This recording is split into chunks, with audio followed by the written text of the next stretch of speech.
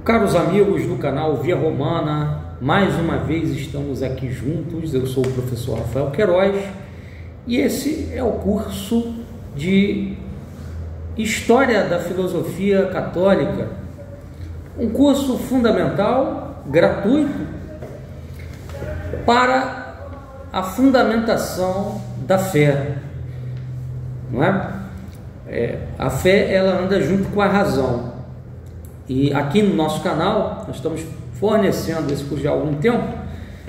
Nós tínhamos dado uma parada com esse curso por conta de uma série de compromissos pessoais, problemas pessoais, mas agora a gente quer voltar a todo vapor com o curso, reiniciando com o tema o Logos, que é o assunto que nós vamos tratar na aula de hoje. Mas antes da gente entrar nessa aula, deixa eu falar com vocês o seguinte: o nosso canal aqui é praticamente gratuito, não existe assinatura, porque graças a Deus eu tenho meu trabalho, vivo do meu trabalho, não vivo do canal. O canal é um elemento de formação que eu disponibilizo aos amigos, aos alunos, aos interessados nos assuntos que nós trazemos aqui. E eu, mesmo quando faço um curso aqui, pago a preço módico, R$50. Você não vai encontrar nenhum curso por aí com a qualidade que nós temos feito os cursos aqui, com aulas em vídeo e material didático, material escrito junto. Todos os cursos que eu dei aqui foram a preço popular, preço baixo, justamente para que a gente possa disseminar o máximo conhecimento. E esse aqui que eu estou dando é gratuito, 0,800, tá? E por isso a importância de vocês ajudarem o canal com o valor que for possível. Se você é beneficiado pelo canal, beneficie também, porque a gente não usa esse dinheiro aqui para nosso favor, né? Eu, como falei, graças a Deus eu tenho 2 empregos e vivo deles.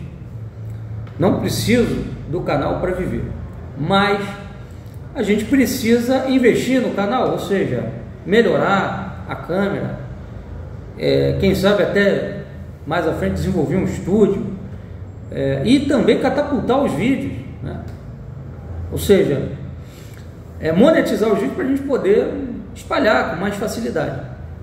Então, se você puder, ajude o canal com o valor que for possível, tá bom? É mais uma vez um apelo que eu faço aos amigos. Deixarei aqui o Pix, nosso Pix, para que você possa apoiar o canal com o valor que você puder. Pessoal, vamos então ao tema de hoje, o Logos, um tema fulcral que, vamos dizer assim, é um ponto, né, de conexão entre a filosofia e os evangelhos e a mensagem de nosso Senhor Jesus Cristo, porque um dos evangelhos, o quarto, no caso de São João, ele começa dizendo: no princípio era o Logos, né? Traduzido para o latim, no princípio era o verbo, que é como aparece na maioria das Bíblias, tá? Mas Logos e verbo aí no caso significam a mesma coisa. Então nós vamos hoje aqui nesta aula explicar para vocês um pouquinho sobre esse conceito de Logos, como é que ele se aplica, né, dentro da história da filosofia cristã, como é que ele é lido, como é que ele é interpretado, e como ele é importante para nós compreendermos, né, a sabedoria, a sapiência cristã, a revelação cristã, tá? Então, por aqui nós já vemos quão importante é a filosofia também para o âmbito da teologia, da fé. Não existe teologia, né? Não existe disciplina teológica sem conceitos filosóficos. Então, por isso também nós estamos aqui fornecendo esse curso, porque ele capacita você a compreender melhor a fé, a dar as razões da fé, tá? Então vamos lá. Primeiro ponto aqui de hoje, pessoal: o Logos é um conceito de origem grega, mais canonizado pelo Evangelho de São João em seu prólogo, o evangelista, como dissemos, introduz este tema para indicar quem é Jesus. Não um mero homem, mas uma personalidade divina. No princípio era o Logos era Deus, ele se fez homem. Então, São João deixa muito claro que o Logos é uma pessoa, a pessoa de Jesus Cristo, e que esta pessoa é Deus. Então, ele relaciona o Logos, aquele princípio tratado pelos filósofos gregos, a Deus em pessoa, na figura de Jesus Cristo. Tá bom? O quarto evangelho, isso é muito interessante, ele foi redigido em Éfeso, cidade ali da península, né, balcânica, da região ali da Grécia, tá? Onde nasceu a filosofia e onde Heráclito, um dos filósofos gregos mais famosos, viveu e onde ele pela primeira vez empregou o termo Logos. Então esse termo, ele originalmente vem do pensamento de Heráclito. Heráclito era um filósofo que dizia: nada é, tudo se transforma, tudo está em constante fluxo, em constante mudança. Para Heráclito, o princípio de todas as coisas era o fogo. Tá? E Heráclito e Parmênides, né, tinham posições opostas. Quando Parmênides dizia o ser é e não pode não ser, Heráclito dizia nada é, tudo vem a ser. Então, para Heráclito, o mundo é um perpétuo devir. O pensamento de Heráclito teve muita influência sobre Platão, porque Platão ele vai tentar sintetizar as duas ideias de Parmênides e de Heráclito, porque ele vai perceber o seguinte: existem coisas que realmente estão em constante mudança, mas no meio dessas mudanças há coisas que permanecem. E daí Platão vai extrair a ideia do mundo, né, transcendental, das ideias, do mundo ideal, onde habitariam as essências, as ideias eternas. Um mundo físico seria apenas um reflexo dessas ideias, um reflexo precário, tá? Formado por matéria, feito de matéria. E justamente porque feito de matéria, exposto à mutabilidade, à mudança contínua. Então Heráclito teve uma importância enorme no pensamento grego e no platonismo, que também vai ter uma grande influência sobre o pensamento de Santo Agostinho, que a gente vai ver isso mais à frente, tá? Agora, é interessante vermos aqui o que os filósofos ao longo da história falaram sobre o Logos, porque esse conceito ele não é muito claro no pensamento de Heráclito. Esses filósofos pré-socráticos, chamados pré-socráticos, né? Tales de Mileto, Heráclito, Parmênides, Anaximandro, etc., nós não temos muitas informações sobre eles, apenas textos fragmentários. Então é muito difícil às vezes estabelecer exatamente o que eles pensavam. No caso de Heráclito é assim: nós temos fragmentos do que ele escreveu e esses fragmentos, vez ou outra, são bastante obscuros. Por isso Heidegger, filósofo alemão, vai dizer o seguinte, né? O que Heráclito pensava desta palavra, Logos, é o mais obscuro na obscuridade deste filósofo, tá? Ou seja, é a parte mais obscura da filosofia desse filósofo, que é obscuro, que é difícil, que é árduo de compreender. Bom, eu fiz aqui um elenco do que vários outros filósofos falaram sobre Logos, para que a gente possa chegar a uma ideia mais clara a respeito desse assunto.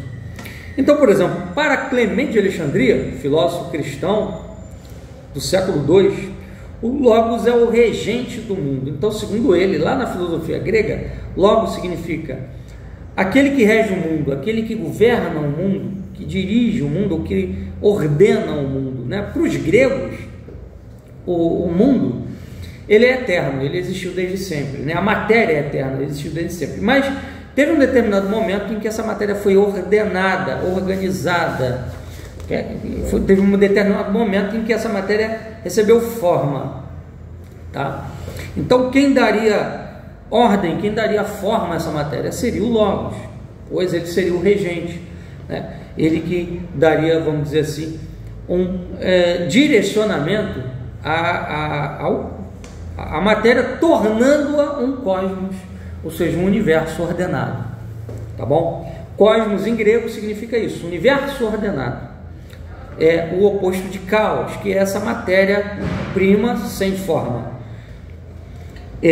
Para Kelber, que é um historiador da filosofia, o conceito de logos está ligado aos ritos de mistérios do templo de Ártemis, tá? Então seria um conceito ligado àquelas religiões de mistérios ali da Grécia Antiga.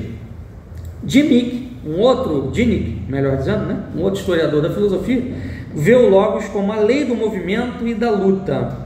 Para ele, o logos é a dialética, é esse movimento que vai levando o mundo a ser, tá? Então o logos seria esse vir a ser que dá origem ao mundo, que faz o mundo ser o que ele é. Segundo Lossev, um outro historiador da filosofia, o logos é um ente místico. Então aproxima essa ideia de Lossev com a ideia de São João, ou seja, um ente sobrenatural, tá, que governa o mundo. Isso também vai na mesma linha de Clemente de Alexandria.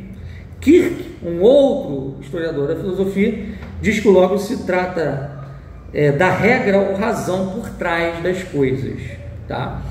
E de fato, esse conceito de Kirk foi o conceito que os filósofos cristãos assumiram via de regra, tá? O logos sendo aquele que harmoniza os opostos, né? Sendo a inteligência por trás da natureza. Bom, quando a gente observa a matéria, a gente percebe que a matéria é constituída de elementos que são contraditórios. A gente pegar a química, a gente vai ver isso. Um elemento repele o outro, ou um elemento se combina com o outro, né? E então a gente percebe também, ao analisar o desenvolvimento químico da matéria, que muitas das vezes num composto você tem elementos que são opostos, mas que ali funcionam de forma harmônica em vista de um fim.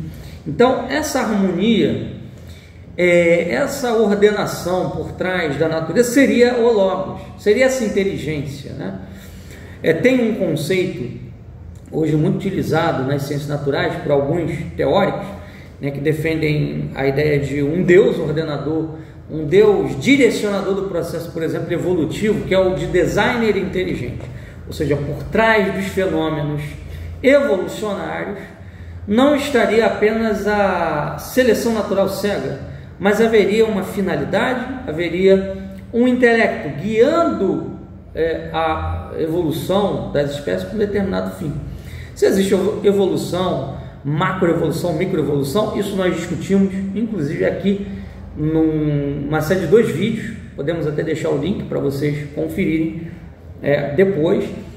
Não é o tema aqui da nossa aula, mas estamos apenas citando, né, uma teoria que diz o seguinte: olha, a seleção natural cega seria insuficiente para explicar fenômenos de mutação de certas espécies, onde nós percebemos que existe uma conjunção de fatores, não apenas a seleção natural, mas outros fatores agindo juntos que fazem com que surjam novos órgãos, novas funções nesses órgãos, que fazem com que uma espécie avance para um patamar de maior desenvolvimento, de maior desenvoltura, de maior adaptação à natureza, o que parece indicar realmente uma inteligência agindo em conexão com a seleção natural.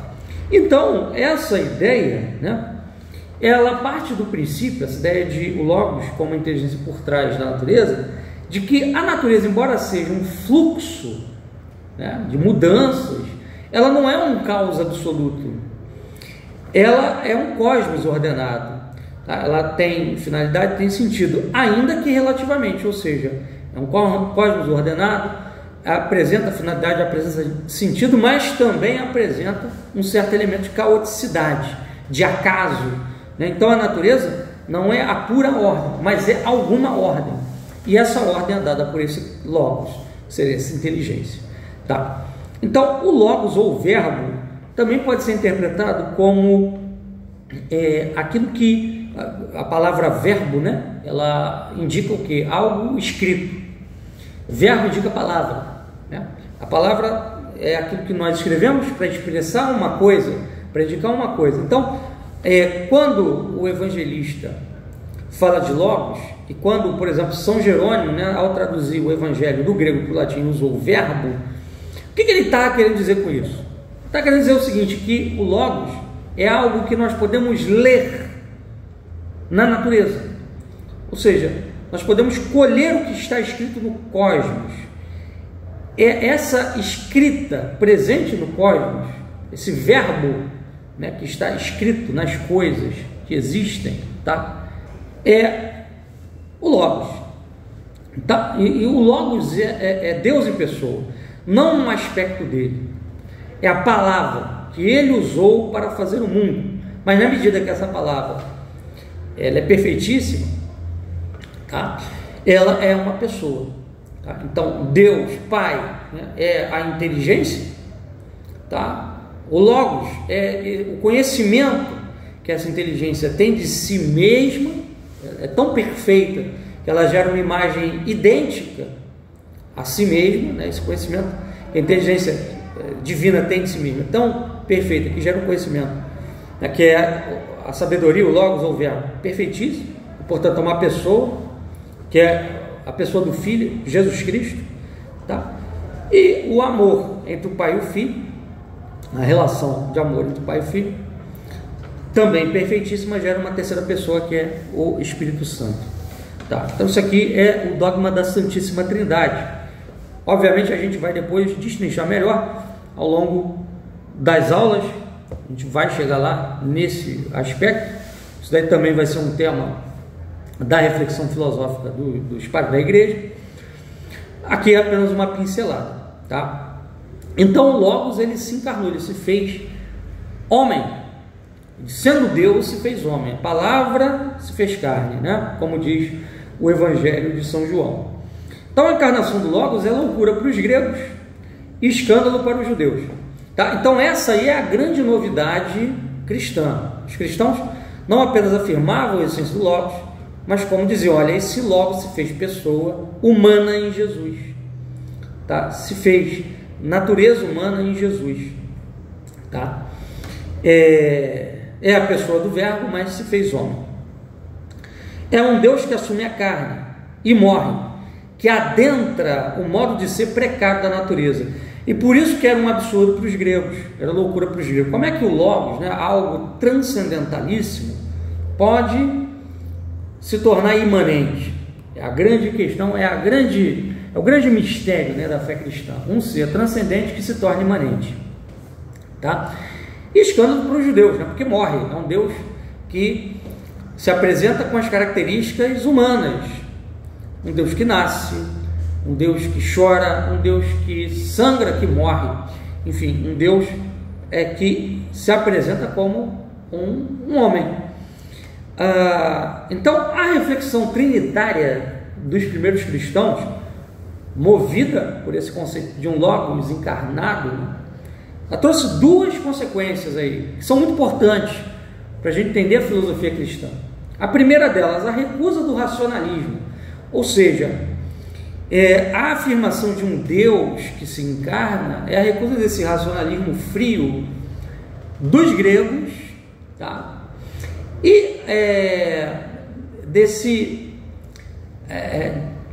dessa concepção, né, que era comum ao judeu, de um Deus distanciado, né? Olha, Deus é tão transcendente que ele não pode se tornar imanente, tá? É a recusa do deísmo, do racionalismo, por exemplo, que reaparece na época moderna com o iluminismo.